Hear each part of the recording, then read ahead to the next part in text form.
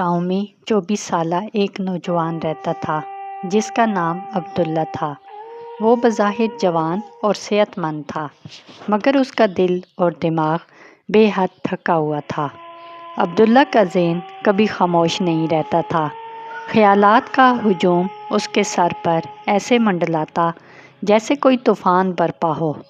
کبھی ماضی کی غلطیاں اسے رلاتی، کبھی مستقبل کے خوف اسے سونے نہ دیتے۔ وہ مسکرانا بھول چکا تھا۔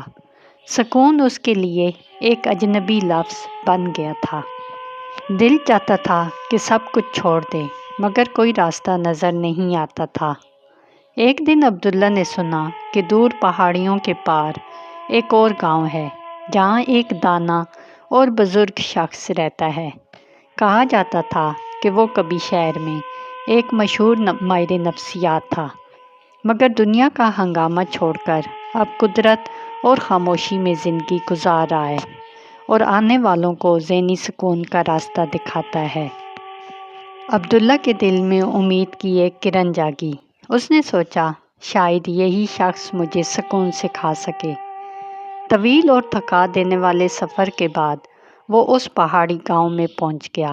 ایک چھوٹا سا گھر، چاروں طرف ہریالی، اور برآمدے میں وہ بوڑھا شخص آنکھیں بند کیے خاموش بیٹھا تھا۔ اس کے چہرے پر عجیب سا اطمینان تھا۔ عبداللہ نے آہستگی سے کہا، بابا جی، میرا ذہن بہت بے چین ہے، میں اپنے خیالات کو روک نہیں پاتا، دل کو سکون چاہیے، کیا آپ میری مدد کر سکتے ہیں؟ بوڑھے شخص نے مسکرا کر اسے صحن میں لے گیا، ایک گلاس پانی سے لبالب بھر کر عبداللہ کے ہاتھ میں دیا اور کہا، اس گاؤں کے آخر تک جا کر واپس آؤ، مگر خیال رہے کہ پانی کا ایک قطرہ بھی نہ گرے۔ عبداللہ آہستہ آہستہ چلنے لگا۔